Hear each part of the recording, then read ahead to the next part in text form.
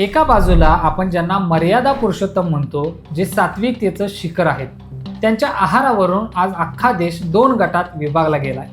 कुणी म्हणतंय ते शिकारी होते, कुणी म्हणतंय ते केवळ कंदमुळं खायचे. पण आपण ज्या रामायणावर श्रद्धा ठेवतो त्या मूळ वाल्मिकी रामायणात नेमकं काय लिहिलंय?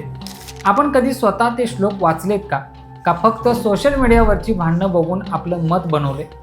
प्रभू श्रीराम मांसाहार होते की शाकाहार, या वादात अडकण्यापेक्षा त्या शब्दांचा अर्थ आणि त्या काळचा इतिहास आपल्याला काय सांगतो हे शांतपणे समजून घेऊया.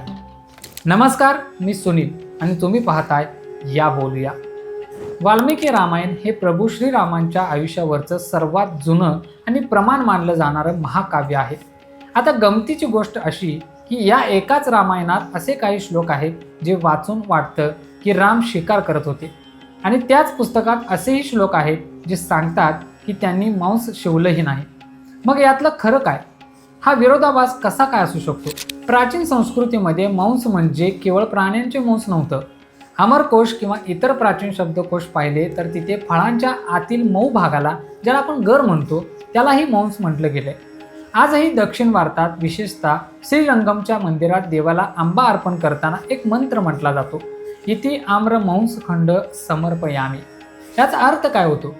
मी आंब्याचा मांसखंड म्हणजे आंब्याचा गर अर्पण करतोय. आता तिथे तर कोणी मांसाहार करत नाही, पण शब्द तोच वापरला जातो. ही शब्दांची जादू आपल्याला आधी समजून घ्यावी लागेल. नुसतं मांसच नाही तर आमिष या शब्दातही तसंच आहे. आमिष म्हणजे आपण आज मांसाहार जेवण समजतो, पण त्याचा मूळ अर्थ प्रलोभन किंवा जंगलातील उत्पादन असाही होतो. जेव्हा आपण म्हणतो की रामाने आमिषाचा त्याग केला, तेव्हा तो आहाराचा त्याग होता की राजवैभवाच्या प्रलोभनाचा? हा एक मोठा प्रश्न आहे. आता वळूया त्या एका श्लोकाकडे जो सोशल मीडियावर सगळ्यात जास्त फिरतोय. अयोध्येच्या कांडातला 52व्या सर्गातला 102वा श्लोक. तिथे लिहिलंय की श्रीराम, सीता आणि लक्ष्मण यांनी गंगा ओलांडल्यावर 4 प्रकारच्या मृगांची शिकार केली: वराह, ऋष्य, पृषद आणि महारुरू. आणि त्यांचं मेद्य घेऊन ते एका झाडाखाली विश्रांतीला गेले. आता इथे हत्वा म्हणजे मारणे आणि मृग म्हणजे प्राणी असा सरळ अर्थ घेतला तर वाटतं की शिकार झाली, पण इथूनच खरा गोंधळ सुरू झाला. प्राचीन भाष्यकार जसं की अमृत कटक आणि भूषण टीका लिहिणारे विद्वान त्यांनी यावर खूप वेगळा प्रकाश टाकलाय. त्यांच्या मते मृग या शब्दाचा मूळ अर्थ शोधणे असाही आहे, म्हणजे त्यांनी शिकार केली नाही तर खाण्यायोग्य कंदमुळे आणि फळे शोधली. मेद्य म्हणजे जे यज्ञ आहे, जे सात्विक आहे. आता विचार करा, प्रभू श्रीराम जेव्हा अयोध्येतून निघाले तेव्हा त्यांनी माता कौशल्याला एक वचन दिलं होतं. त्यांनी स्पष्ट म्हटलं होतं की मी 14 वर्ष मुनींप्रमाणे राहील आणि मांस त्यागून केवळ मध, मुळे आणि फळांवर जगून दाखवेल. हित्वा आमिषम असे त्यांचे शब्द होते. आता जो माणूस निघतानाच आईला असं वचन देतो तो पहिल्याच दिवशी शिकार करून मांस कसा खाईल? हा तर्क आपल्याला विचार करायला लावतो. इथे अजून एक वळण येतं. श्रीराम हे क्षत्रिय होते. त्रेतायुगातील वर्णधर्माप्रमाणे क्षत्रियांना शिकार करण्याची मुभा होती. शिकार करणं हा त्यांच्या युद्धकलेचा एक भाग होता.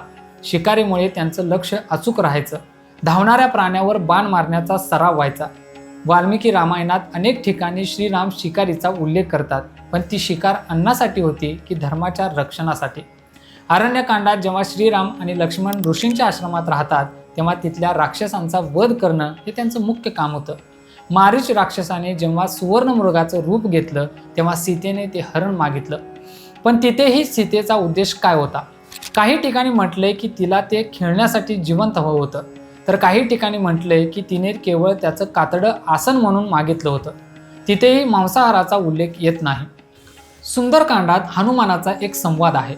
हनुमान जेव्हा लंकेत सीतेची भेट घेतात तेव्हा ते श्रीरामांच्या विरहाचं वर्णन करतात. हनुमान म्हणतात की सीतामाई, तुझे राम तुझ्या विरहात इतके दुःखी आहेत की त्यांनी मांसाहार तर सोडाच, मधाचं सेवनही बंद केले. ते रोज फक्त वनातील फळे आणि मुळांवर राहतात. आता हनुमानांचे हे वाक्य खूप महत्त्वाचं आहे. हे वाक्य काय सुचवतं? कदाचित अयोध्येच्या राजवाड्यात असताना क्षत्रिय म्हणून ते मांस सेवन करत असावेत, पण वनवासात मात्र त्यांनी ते पूर्णपणे वर्ज्य केलं होतं. किंवा असंही असू शकतं की त्या विरहाच्या काळात त्यांनी सात्विकतेची पराकाष्ठा केली होती. पण मग हा वाद इतका का वाढलाय? कारण आपण रामायणाकडे एकाच दृष्टीने बघतो. मूळ वाल्मिकी रामायणानंतर हजारो वर्षांनी तुलसीदासांनी रामचरितमानस लिहिलं. तुलसीदासांचा काळ हा भक्ती चळवळीचा काळ होता. त्या काळात देवाची प्रतिमा ही अत्यंत सात्विक, शाकाहारी आणि कोमल अशी असायला हवी असा समाजाचा कल होता. त्यामुळे रामचरितमानसमध्ये शिकारीचे किंवा मांसाहाराचे उल्लेख पूर्णपणे पुसले गेले. आज आपल्याला जो राम माहिती आहे तो बहुतांश वेळा तुलसीदासांच्या नजरेतला राम आहे. आणि म्हणूनच जेव्हा कोणी वाल्मिकी रामायणातले हे मूळ संदर्भ देतं तेव्हा लोकांच्या श्रद्धा दुखावल्या जातात. इथे आपल्याला एक गोष्ट लक्षात घ्यावी लागेल की भारत हा खूप मोठा देश आहे. इथल्या वेगवेगळ्या प्रांतात रामायणाच्या वेगवेगळ्या आवृत्त्या आहेत. कुठे रामाला पूर्ण शाकाहारी मानलं जातं तर कुठे शिकारी राम दाखवला जातो. आजही आपल्या समाजात क्षत्रिय समाज किंवा काही विशिष्ट जातीमध्ये मांसाहार ही संस्कृतीचा भाग आहे. त्यांचं म्हणणं असतं की आमचे पूर्वज किंवा आमचे देवही शिकार करायचे. दुसरीकडे वैष्णव संप्रदाय आहे जो पूर्णपणे शाकाहारावर भर देतो. मग राम कोणाचे? राम हे सर्वांचे आहेत. जर एखाद्याला रामाच्या रूपाने शक्ती हवी असेल तर तो रामाला एक योद्धा म्हणून पाहतो. ज्याला रामाकडून शांती आणि सात्विकता हवी आहे तो त्यांना फलाहार करताना पाहतो. मुद्दा आहाराचा नाहीच आहे, मुद्दा आहे त्यामागच्या भावनेचा. रामाने जर शिकार केली असेल तर ती शिकारीच्या आनंदासाठी नव्हती, तो एक राजधर्म होता. आणि जर त्यांनी त्याग केला असेल तर तो एक मुनिधर्म होता. बघा, आपण जेव्हा रामाचा विचार करतो तेव्हा आपण त्यांना मर्यादा पुरुषोत्तम का म्हणतो? कारण त्यांनी प्रत्येक परिस्थितीची मर्यादा पाळली. राजा म्हणून ते वेगळे होते, मुलगा म्हणून ते वेगळे होते आणि वनवासी म्हणून वेगळे. वनवासात गेल्यावर त्यांनी राजेशाही थाट सोडला. त्यांनी रेशमी कापडं सोडून वल्कलं नेसली. त्यांनी मऊ गाद्या सोडून जमिनीवर झोपायला सुरुवात केली. मग जो माणूस इतका मोठा त्याग करतो ते केवळ आपल्या जिभेच्या चवीसाठी प्राण्यांची हत्या का करेल? असा प्रश्न विचारला की उत्तर मिळतं संयम. रामायणात आहार हा विषय गौण आहे. मुख्य आहे रामरायांचा संयम आणि त्यांचं आचरण. आज आपण ज्या शाकाहाराच्या संकल्पनेला श्रेष्ठ मानतो तिचा उदय खरं तर जैन आणि बौद्ध धर्माच्या प्रभावामुळे झाला. अहिंसा परमो धर्म हे तत्त्व जेव्हा जनमानसात रुजलं तेव्हा यज्ञ संस्थेत होणारे पशुबळी थांबले आणि हिंदू धर्मातही सात्विक आहाराला महत्त्व आलं. हे एक सांस्कृतिक स्थित्यंतर होतं. काळानुसार आपल्या धारणा बदलतात.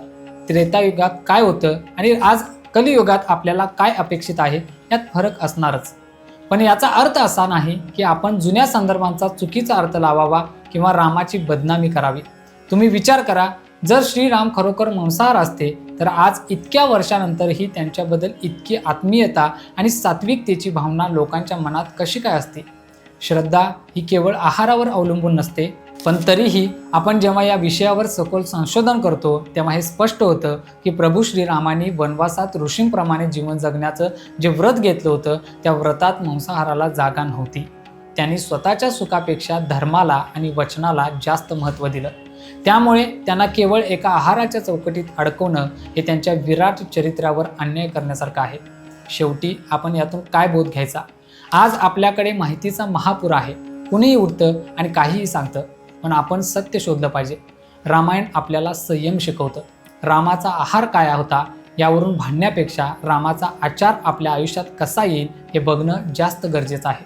त्यांनी शत्रूशी कसं वागावं, भावाशी कसं वागावं आणि संकटात कसं उभं राहावं हे शिकवलं. आहार हा शरीरासाठी असतो पण विचार हा आत्म्यासाठी असतो. रामाचे विचार शाकाहारी किंवा मांसाहारी नव्हते, ते धर्माधारी होते आणि तेच आपल्याला समजून घ्यायचं आहे. सोशल मीडियावरच्या चर्चांमध्ये अनेकदा मूळ संदर्भ हरवतात. तिथे फक्त ओरडणं असतं. पण जर आपण शांतपणे वाल्मिकी रामायण वाचलं, विविध भाष्यकारांची मतं पाहिली तर आपल्याला जाणवेल की प्रभू श्रीराम हे आहाराच्या पलीकडचे होते. त्यांनी जर कधी शिकार केली असेल तर ती विधीसाठी किंवा लोककल्याणासाठी होती. आणि जेव्हा त्यांनी त्याग केला तेव्हा तो संपूर्ण मानवजातीला संयमाचा धडा देण्यासाठी होता. त्यामुळे कुणी जर त्यांना केवळ मांसाहार म्हणून हिणवत असेल तर ते अर्धवट ज्ञान आहे. आणि कोणी जर पुराव्यांकडे पूर्णपणे डोळेझाक करत असेल तर ती आंधळी श्रद्धा आहे. सत्य या दोघांच्या मध्ये कुठेतरी दडलेलं आहे जे आपल्याला अभ्यासानेच सापडू शकतं. आपल्याला हे समजून घ्यावं लागेल की प्रभू श्रीराम हे विष्णूचे अवतार आहेत. अवतार जेव्हा पृथ्वीवर येतो तेव्हा तो त्या काळच्या समाजाचे नियम पाळतो.